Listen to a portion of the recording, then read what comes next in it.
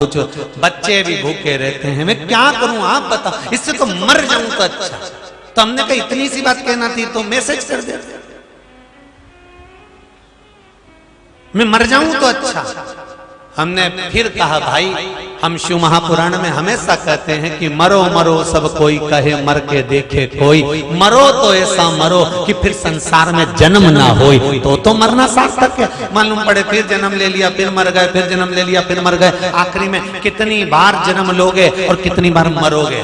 जरा सा दुख आया फिर मर गए, जरा सी तकलीफ आई फिर मर गए, थोड़ा सा कर्जा हो गया फिर मर गए, थोड़ा सा व्यापार नहीं चला फिर मर गए। जरा जरा सी चीज के लिए मरना ये कहाँ की लीला है साहब। नौकरी तो पूरी करना पड़ेगी, अगर तनख्वाह ले रहे हो तो नौकरी पूरी करना पड़ेगी, अगर दिन में नौकरी पूरी नहीं करोगे तो रात को करना पड़ेगी, रात को नहीं करोगे तो दिन में करना पड़ेगा, पर समय पूरा नौकरी का तुमको लगाना ही पड़ेगा। उसी तरह अगर दुनिया के दुख से दुखी होकर तुम मर भी गए ना तो वापिस जन्म लेकर भोगना पड़ेगा, पर भोगना तो पड़ेगा, ये कर्म का दंड है जो मनुष्य को भोगना पड़ता है। तो आप बताओ गुरुजी क्या करें। हमने कहा थोड़े दिन मन नहीं लगना तो तुम एक काम करो कि काशी चले जाओ और काशी में मणिकर्णिका के घाट पर जाकर बैठ जाओ और वहां बैठकर थोड़ा सा विचार करना कि ये जितने मुर्दे जल रहे हैं इन्होंने कितना कमाया होगा, कितना जोड़ा होगा, इनका भी परिवार होगा, इनका भी कुटुंब होगा, इनका भी कबीला होगा। जरा विचार करना, एक से बढ़कर एक सूरमा,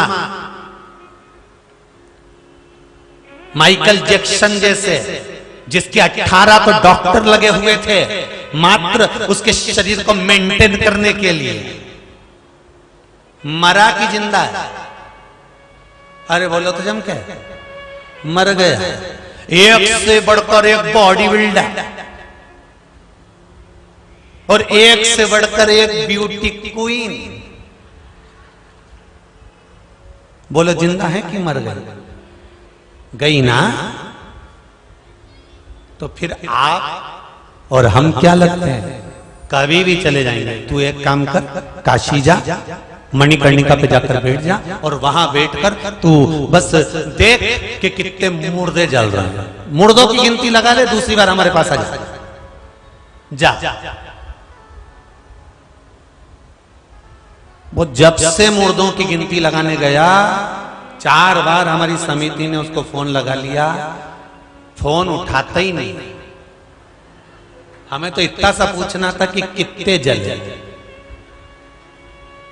एक दिन होली के समय पर उससे फोन पर बात हुई समिति की, समीर जी ने बात करी तो उन्होंने कहा गुरुजी से कहना धन्यवाद, मैं वहां से दूसरे दिन ही वापिस आ गया था क्योंकि मेरा मन नहीं लग रहा था, घबराहट हो रही थी सबको जलता हुआ देख के।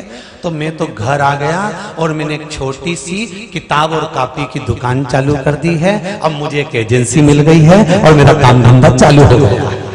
बस चलो, हर चीज का तोड़, ये थोड़ी ना कि मरना है अपने को। तो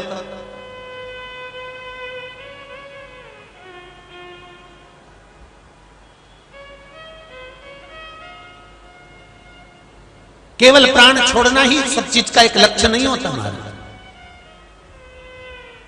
अगर भगवान ने प्राण दिए हैं आपको, एक बात अच्छे से समझ के रखना, तुम्हारे घर में कोई भी चीज तुम फालतू की नहीं रखते। आप में से कितने लोग हैं जो रखते हैं? बोलो जम के। तुम्हारी अलमारी में जो भी कपड़े मिलेंगे वो काम के मिलेंगे। तुम्हारे कमरे में, जिस कमरे में तुम सोते हो उस कमरे में जो भी सामान मिलेगा वो काम का मिलेगा।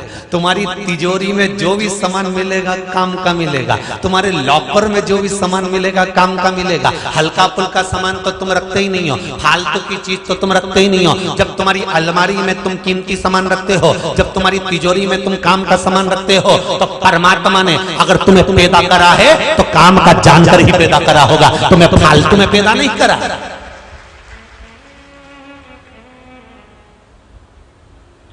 जब अपनी तिजोरी में तुम फालतू चीज नहीं रखते तो वो अपनी दुनिया में तुमको कैसे रख लेगा फालतू को?